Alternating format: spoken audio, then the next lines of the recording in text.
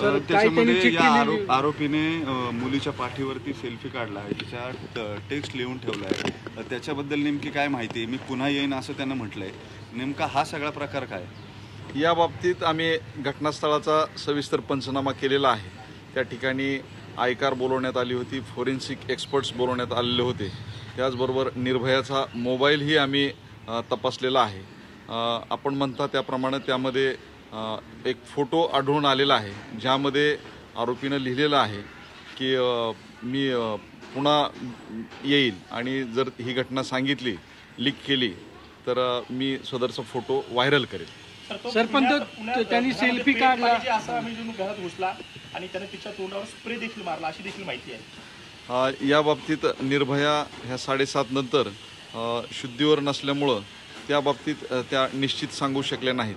परंतु forensic experts यांच्याकडून आम्ही त्या ठिकाणी कोणता स्प्रे किंवा इतर कुठलं काय वापरलं जेणेकरून त्या बेशुद्ध पडल्या याबाबत विश्लेषणांती ठोस माहिती आपल्याला. सर निर्भया एकटीच राहते का, तिच्यासोबत आणखी कोण राहतं?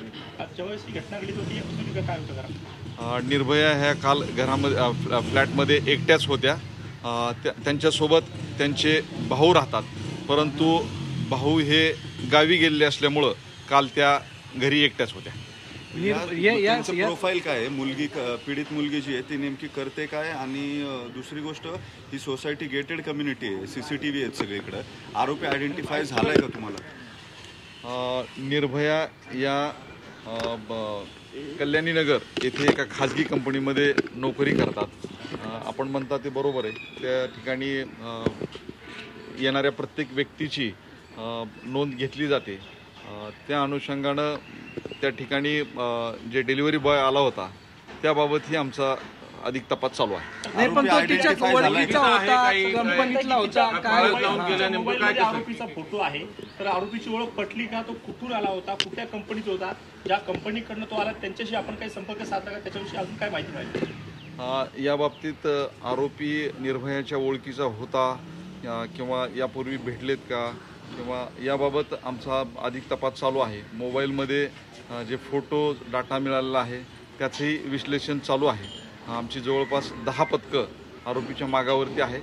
निश्चितपणे आम्ही आरोपीला लवकरच अटक करून वस्तुस्थिती आपल्यापुढं मांडू. CCTV तपासला होता. अगदी बरोबर आहे. त्या सोसायटीचे एंट्री एक्झिटचे CCTV फुटेजेस आम्ही हस्तगत केलेले आहेत आणि त्याचं विश्लेषण तपासाच्या अनुषंगानं चालू आहे. अंदाजे याचं वय किती होतं आणि हा म्हणजे त्याच्या संदर्भात कुठल्या गाडीने आला होता काय माहिती? याबाबत अधिक तपास चालू आहे. सर तब्येत कशी आहे निर्भयाची? निर्भयाची तब्येत ही स्टेबल आहे आणि त्यांच्यासोबत त्यांचे नातेवाईक आहेत, त्याचबरोबर आमचे महिला अधिकारी त्यांच्यासोबत. निर्भया महाराष्ट्रातली का महाराष्ट्राच्या बाहेर? निर्भया ह्या महाराष्ट्रातीलच आहेत. जॉबकरिता आणि भावाचं पुण्यात शिक्षण चालू असल्यामुळं कोंडव्यातील एका सोसायटीमध्ये त्या राहत होत्या. कधीपासून पुण्यात राहतात बाहेर? पुण्यात ते मागील 1 वर्षापासून राहतात. सर, या सगळ्या केसमध्ये एक ॲम्बिग्युटी आहे. हा आरोपी येऊन बरोबर त्याच फ्लॅटमध्ये कसा शिरला किंवा काय, त्याच्याबद्दल काही तपासामध्ये समोर आलंय का, की आधी काही पाळत ठेवून हा गुन्हा करण्यात आलेला आहे? जिथं